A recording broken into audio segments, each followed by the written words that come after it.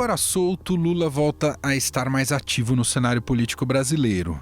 Antes, cumprindo prisão, concentrava sua narrativa na ideia de que era um perseguido político e, para isso, disparava contra os protagonistas da Lava Jato, incluindo o atual ministro da Justiça e ex-juiz Sérgio Moro. Esse foco ainda permanece na artilharia verbal do líder petista, como já se pôde observar nos discursos de sexta-feira em Curitiba e sábado em São Bernardo do Campo. Há, no entanto, uma nova frente de batalha: a oposição ao governo do presidente Jair Bolsonaro. Atacou o próprio chefe do executivo e seus ministros, em especial Paulo Guedes. Que papel pode ter Lula daqui para frente na política brasileira? Ele unirá a esquerda na oposição a Bolsonaro? Como ele mexe com o mundo político? A edição de hoje do podcast foi colher essas respostas. Conversamos com parlamentares da direita e da esquerda sobre o que significa este retorno de Lula. Ouvimos Joyce Hasselmann, Kim Kataguiri, Paulo Teixeira e Érica Cocai. Também batemos um papo com os relatores das propostas das PECs na Câmara e no Senado sobre a possibilidade de prisão após condenação em segunda instância. A mudança de entendimento no STF foi o que justamente permitiu que Lula fosse libertado. Por fim, Alberto Bombig, editor da coluna do Estadão, vai analisar pra gente como Lula pode interferir no debate político nacional.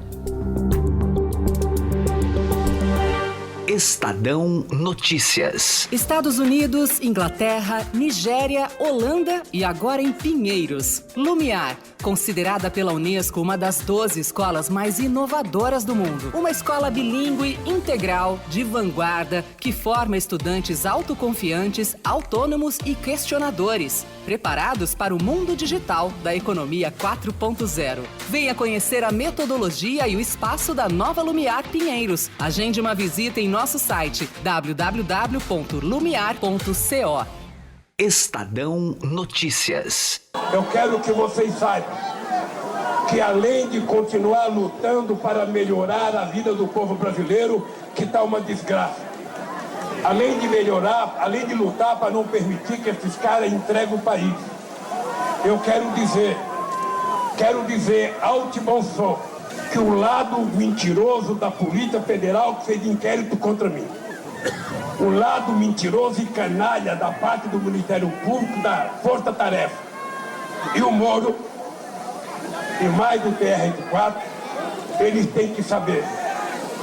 Eles não prenderam o homem. Eles tentaram matar uma ideia.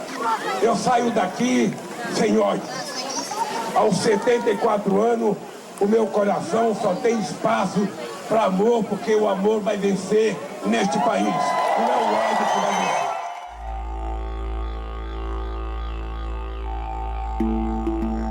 Depois de 580 dias, o ex-presidente Lula deixou a Superintendência da Polícia Federal de Curitiba, onde cumpria a pena desde 7 de abril de 2018, após ser condenado em segunda instância no caso do triplex do Guarujá.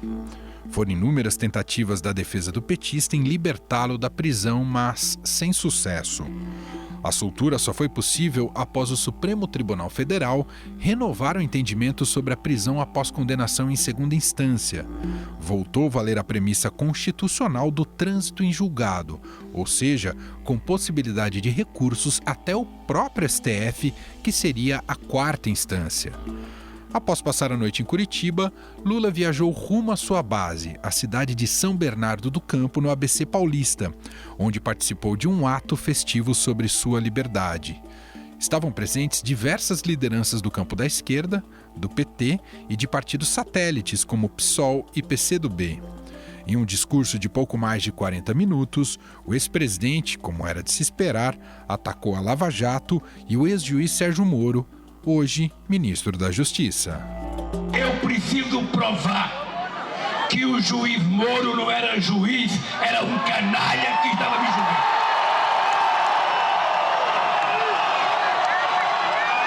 Eu precisava provar que o Dallagnol não representa o Ministério Público, que é uma instituição séria.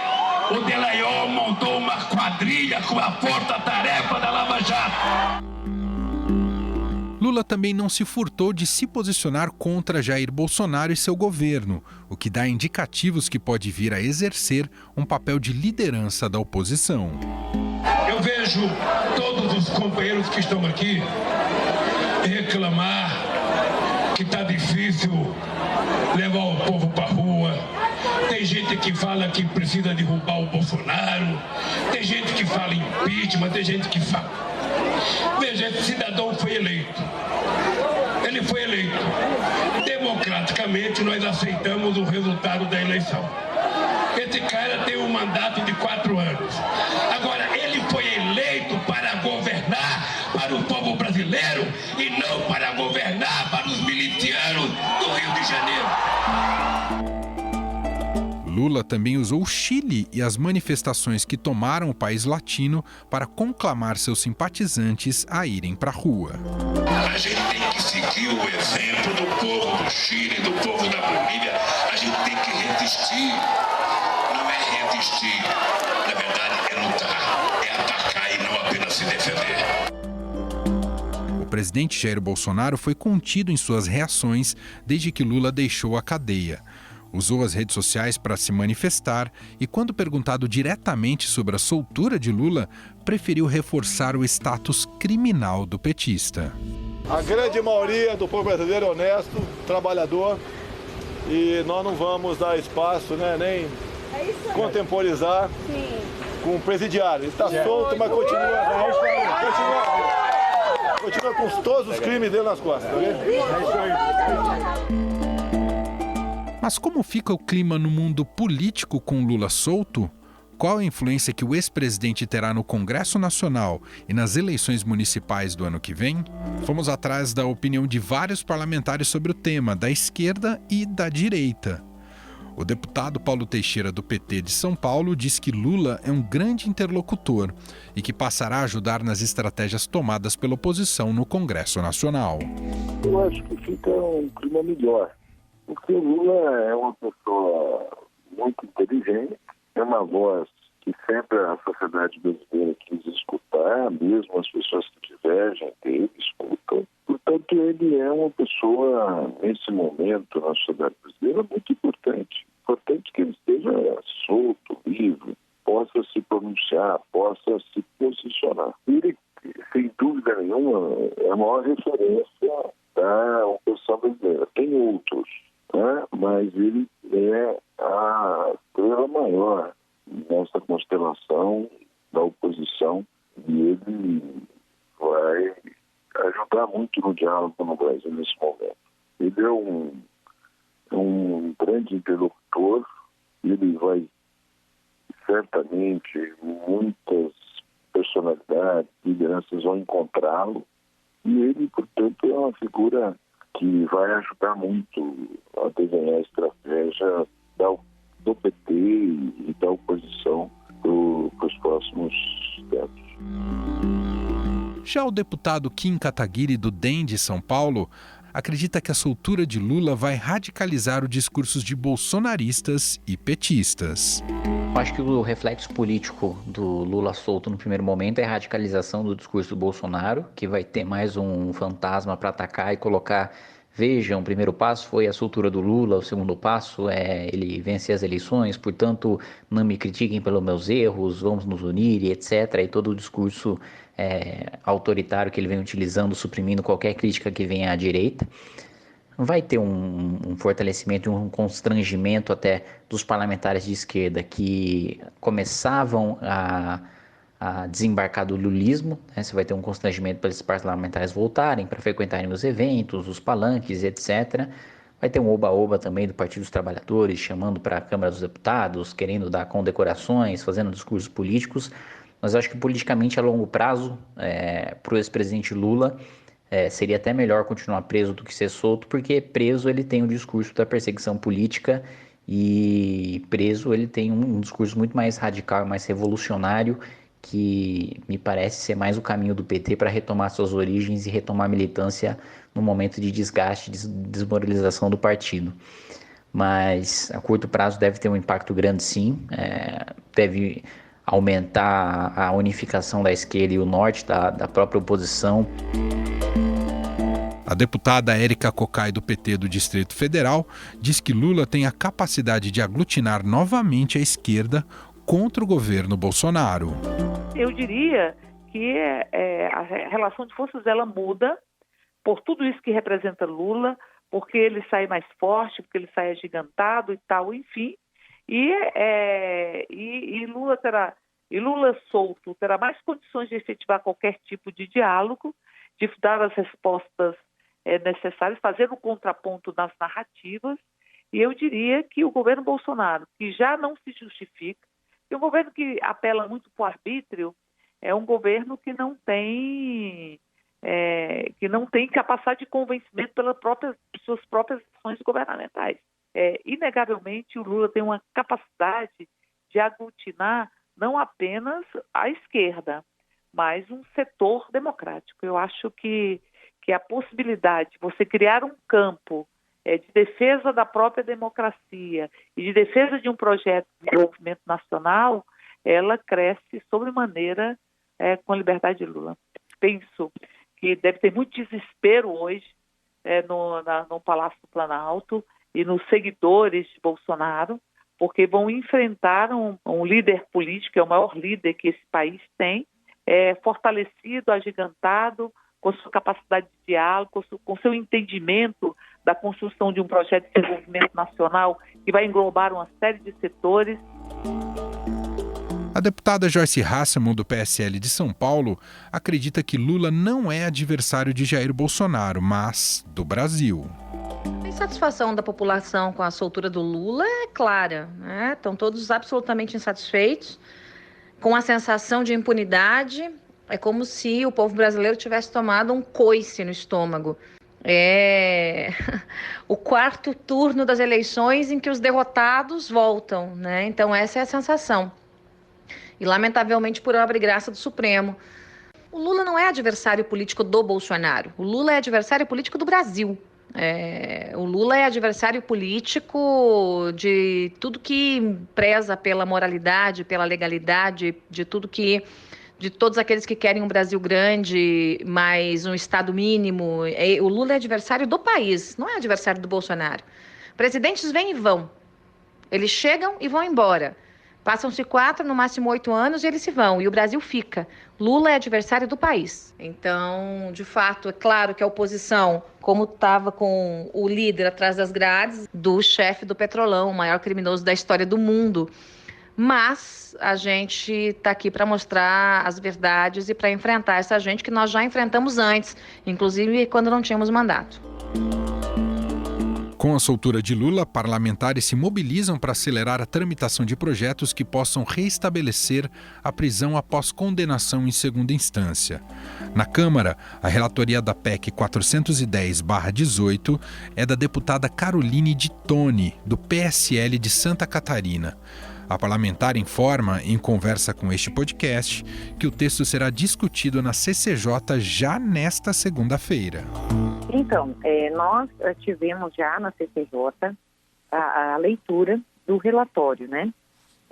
Que foi um parecer no sentido de que não fere a Constituição a possibilidade aí da prisão em segunda instância.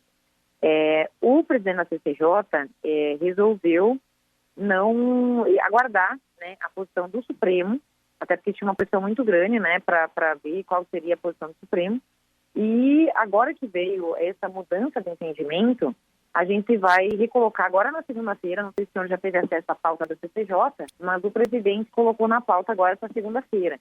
Então, como teve a leitura do relatório e já foi dado pedido de vista, agora vai ter a fase da discussão.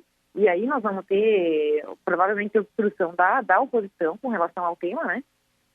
Então vai ter horas e horas de sessão, provavelmente, e vai começar a discussão. Ou seja, a gente vai ter aí horas a fio para tentar depois entrar na votação. Eu acredito que a gente não entre na votação na segunda. A gente vai ter que enfrentar a obstrução da oposição, que dura no mínimo aí 4 horas, normalmente, né? E passar na CCJ, empatando na CCJ, porque acreditamos que temos votos suficientes, aí vai de uma vontade do presidente da casa de criar a comissão especial para debater. E depois pautar no plenário, né? Ela vai seguir todo o rito Mas assim, essa proposta já estava no pacote anticrime do Moro. A partir do momento das pesquisas que eu fiz e conversas com alguns juristas, como foi o caso do doutor Modesto Carvalhosa, estive em São Paulo conversando com ele na semana passada, não precisaria ser mediante PEC essa alteração, poderia ser mediante a alteração do próprio artigo 273 do Código do Processo Penal, porque o inciso 57 da presunção de inocência, que baseou a decisão do Supremo, ele, na verdade, historicamente, segundo a tradição inglesa, ele serve para inscrever no rol dos culpados, e era uma tradição antiga no direito penal, e que você só vai inscrever a pessoa no rol dos culpados depois do trânsito em julgado. Agora, eles estão pegando esse mesmo pensamento e aplicando ao início do cumprimento da pena, o que é outra coisa, porque a sentença, além do efeito declaratório, ela gera efeitos imediatos, que seria a prisão, e o normal no direito penal mundial é a prisão desde a primeira instância. Então, o Brasil está indo contra a própria tradição do direito penal, que tem um caráter universal. Então, países consolidados juridicamente, como França, Inglaterra, todos os países do mundo têm um entendimento tradicional. E o Brasil, como sempre, inovando, mas dando mau exemplo, na minha opinião. O presidente da Câmara dos Deputados, Rodrigo Maia, confirmou que pretende deixar tramitar normalmente esta PEC. De acordo com o deputado delegado Valdir, do PSL de Goiás, se a Câmara não colocar o tema para discutir, a base governista e os que são a favor da prisão após condenação em segunda instância vão obstruir todas as pautas da casa. Não interessa se amanhã se é Dória, se é Witzel, se é Lula, se é Moro, se é Ciro, se é Bolsonaro. Não interessa quem é a disputa política, interessa a nós os nossos valores, né? É isso que a gente vai defender. Por isso que a gente vai criar um grupo de obstrução, né? Vários parlamentares, tem parlamentares do PSL, de vários partidos, que a partir da próxima semana iremos agir de forma conjunta até que seja pautado, né? Pautado e votado de segunda instância na Câmara e no Senado. A gente possa dar uma resposta, né, a essa atitude absurda e covarde da STF. No Senado também está tramitando uma PEC com foco em permitir a prisão após condenação em segunda instância. Em declaração para o podcast, um dos autores da proposta, o senador Oriovisto Guimarães, diz que a PEC está pronta para ser votada. O Congresso Nacional pode, e eu diria mais, tem o dever de mudar a nossa lei, mudar a nossa Constituição, de tal forma que fique claro na Constituição que no Brasil, todo cidadão que for condenado em segunda instância começará a cumprir a pena, seja essa pena qual for. Essa PEC, coincidentemente, ela está pronta para ser votada na Comissão de Constituição e Justiça, onde a presidente, que é a senadora Simone Tebet, já disse que sem ser nessa semana, na próxima, colocará em votação. Então eu não tenho dúvida que ela será aprovada na Comissão de Constituição e Justiça e nós vamos pedir regime de urgência para que ela seja votada e aprovada pelo plenário do Senado, que é 15 dias. No entanto, não há consenso entre juristas de que esta PEC teria validade, já que consideram que o trânsito em julgado faz parte de uma cláusula pétrea e não poderia sofrer alterações. Afinal, o que representa Lula solto para a política? Que papel o ex-presidente vai assumir? Quem responde a essas questões é o editor da coluna do Estadão, Alberto Bombig, que bateu um papo com a gente. Vamos ter que observar os movimentos do Ciro, né? Porque, assim, na verdade, o que você tem de cisão daquele cenário pré-eleição na esquerda, ou mesmo até de pré-prisão do Lula, é a debandada do Ciro, né? O pessoal orbita aí em torno do Lula, em São Paulo o Boulos totalmente, né? É um satélite ali do lulismo em São Paulo, o Guilherme Boulos. No Rio, o Marcelo Freixo um pouco mais, a Manuela no PCdoB muito próxima também do Lula, né? E do lulismo. Então ele ainda é, sim, esse aglutinador da esquerda. Talvez ele consiga esse milagre de atrair o Ciro de volta para o projeto. Não sei se é possível. A questão do Ciro, o Ciro deu declarações fortes com relação ao Lula, numa entrevista recente à BBC. O Ciro está estremecido com o Haddad. Eu acho que nesse ponto, com o PDT, talvez seja difícil. Não sei nem se com o PDT, vai até ser mais cauteloso. Com o Ciro, né, com os Gomes, com os irmãos Gomes, Ciro e Cid Gomes, ele tem uma certa dificuldade. Pode ser até que o PDT deixe os irmãos Gomes para trás e ele, partido, vá para os para os braços do Lula, mas me parece que o PDT de fato está fechado em torno do projeto do Ciro Gomes. E ele coloca um grande desafio para o centro. Mas você acha que ele vai fazer oposição, Bombig, num sentido mais programático ao Bolsonaro? Não, ele já falou Bolsonaro 4 vezes, 5 vezes nesse discurso. Né? Já. Quando ele coloca uma questão dessa de que a eleição foi fraudada, a eleição do Haddad, o que você quer dizer quando você diz uma eleição fraudada? Ela não acabou. Ainda, entendeu? O Lula é um político muito hábil de retórica muito afiada, né? Saiu do cárcere e já colocou assim, ó, ainda a eleição não acabou, hein?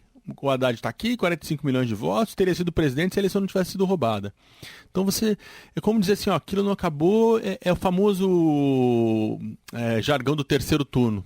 É como se a gente estivesse começando um terceiro turno. Um terceiro turno. Que, aliás, assim, muito da história do Lula é isso, né? Tipo, fez o governo paralelo quando foi derrotado pelo Collor em 89. Acho que do Fernando Henrique também fizeram o governo paralelo. Depois ele fazia as caravanas da cidadania, continuava percorrendo o país. Ele não é um político de acabou a eleição, vamos ver o que a gente faz da vida. Não, ele continua trabalhando, continua em campanha, continua fazendo política. Então ele deixou claro ali, no meu entender, isso, né? Ó, polarização, estou polarizando, né? Você tem ali numa tacada uma tentativa muito clara de excluir o centro do debate político. E aí sim, eu acho que esse é o grande... Se alguém tem muito a perder neste primeiro momento, é o centro que vinha se reorganizando, ou pelo menos vinha se ensaiando, se organizar, buscando um discurso, né? Políticos que estavam correndo ali pela via do centro. Um pouco mais para centro-direita, um pouco mais para centro-esquerda, mas correndo na via do centro. Vai ser bolsonarismo com é muito louco, porque é como se a gente não tivesse, num certo sentido, saído ainda desde 2014. Voltasse ao ponto da polarização do país. Quando o Aécio ocupava esse ponto da polarização, o ponto do mas como se canto da direita do ringue mesmo essa possibilidade de um centro. Exatamente. Como se o Aécio naquele momento ocupou a direita do ringue, depois ele foi atropelado pela Lava Jato, perdeu essas condições, e aí foi quando o Bolsonaro aparece para ocupar o lugar do Aécio no centro, na direita do debate, né, do espectro político. Então o PT está sempre num dos polos do debate político eleitoral no Brasil, e o Lula vai trabalhar para manter o partido nessa posição, e é muito provável que mantenha. Acho pouco provável que isso mude. Né? Como você mesmo disse, ele ainda é a força principal da esquerda. Os outros partidos de esquerda tendem a orbitar em torno dele, ainda mais agora com ele em liberdade, só que do lado de cá surgiu uma nova liderança, né? Que é o bolsonarismo e o Bolsonaro. Então o PSDB vai, nesse primeiro momento, ser o partido, na minha opinião, que mais vai sentir o impacto da volta do Lula à política. E é onde eu quero te ouvir, essa direita, também com o Lula solto agora, o Lula presente, mais presente no debate político. Como é que fica Jair Bolsonaro? Fortalece também o discurso dessa direita? Ganha até mais coesão e apoio? O que você acha, Bombig? Acho que, num primeiro momento, não é ruim para o bolsonarismo, de uma maneira geral, o Lula fora, né? O Bolsonaro se cacifou muito numa parte do eleitorado que não queria mais o PT, apesar de não ser bolsonarista, e não acreditava mais na capacidade do PSDB de derrotar o PT. Até empiricamente, né? Foram muitas derrotas. Depois que o Fernando Henrique saiu, nenhum tucano mais ganhou do PT em eleição presidencial. Então, essa parcela bem significante do eleitorado foi buscar no Bolsonaro um adversário à altura do PT e venceu. Então, essa parcela que poderia, de alguma forma, estar insatisfeita com alguns rumos do Bolsonaro, a tendência é que, neste momento, ela volte para perto dele, né? Como antídoto para o Lula em liberdade. Mas há uma questão, né? O Bolsonaro hoje não é mais um candidato, né? Apenas, né? Ele também é o presidente em curso, né? Ele tem um governo para tocar. Então, não dá mais para fazer apenas... Você quer dizer que ele não pode perder tanto tempo com narrativa, é isso? Um palanque. Entendi. Um palanque. Ele também será avaliado pelos resultados do governo, para o bem e para o mal. É óbvio que um governo que dá certo, se a economia melhora, se o desemprego cai, se a vida dos brasileiros de uma maneira geral melhora, o Bolsonaro chega em condições muito boas de conseguir uma reeleição, né? O outro lado também é verdadeiro, né? Se com o Lula fora, fazendo oposição 24 horas por dia, que é o que eu imagino que vai acontecer, fazendo oposição ao Bolsonaro 24 horas por dia, e o governo não sobe, não deslancha, a vida das pessoas não melhora, aí assim, eu acho que ele vai ter um problema, e eu acho que a tendência natural dele é forçar esse radicalismo, né? É verdade. Enfim, o que eu estou dizendo... Como se a gente vivesse o ano passado de novo, né? Para resumir, que você respondeu o que você me perguntou, resumindo, a gente pode sim voltar para aquele momento do segundo turno, onde o que imperava era o discurso do medo. Nós tivemos o segundo turno na eleição de muito pouca proposta. Você pegava os programas eleitorais, quando já tinha Haddad e Bolsonaro, os programas do Bolsonaro eram, olha aqui, ó o medo. PT, a Dilma, economia, blá, blá, blá. Aí começava o do Haddad, medo. Ó o que o Bolsonaro vai fazer, né? Então, neste momento, esse é o grande problema. O medo de muitos analistas com quem eu venho conversando é isso. Se nós voltarmos a um ponto de radicalização em que impere apenas o discurso do medo, fique os dois extremos do debate político, a esquerda e a direita, uma insuflando na população, medo do outro lado. Fica comigo, porque se eles voltarem, a tua vida vai piorar. E o petismo também dizendo, Bolsonaro vai destruir tudo, está acabando com tudo. Tem que voltar. Empobrece demais o debate político no país, né? Numa campanha já é ruim. Você imagina num momento em que as forças, não vou dizer que as forças deviam se unir, porque seria ingenuidade minha. É óbvio que a oposição tem que ser oposição, né? Claro. Vamos também pedir que o PT vá lá e vote com o governo, não faça oposição. Não, a oposição, inclusive, ela é saudável, ela é boa para a democracia. Né? O ponto é esse agora. Há oposições e oposições. Uma oposição apenas do quanto pior, melhor, também não é bom. E um governo trabalhando noite e dia para esmagar a oposição também não é bom. Então, esse seria... Aí perdem os brasileiros. Perdem os brasileiros, exatamente. Esse é o grande risco se o cenário ficar muito agudizado e muito radicalizado. E com um agravante tremendo, né? Nós estamos apenas no primeiro ano do mandato do Bolsonaro. Nenhum país aguenta 3 anos disso. Seu Alberto Bombig, editor executivo do Estadão, responsável pela coluna do Estadão. Obrigado. Tchau, tchau. Até mais. Estadão Notícias. Quando começamos a XP há 18 anos, chamavam a gente de garotos. Agora que estamos transformando o jeito que o brasileiro investe e que nos tornamos uma das maiores instituições financeiras do país, ninguém mais chama a gente de garotos. Até porque tá bem claro que não somos nós que brincamos com o seu dinheiro. Para os que acreditam no impossível, nós somos a XP Investimentos. Acredite, xp.com.br.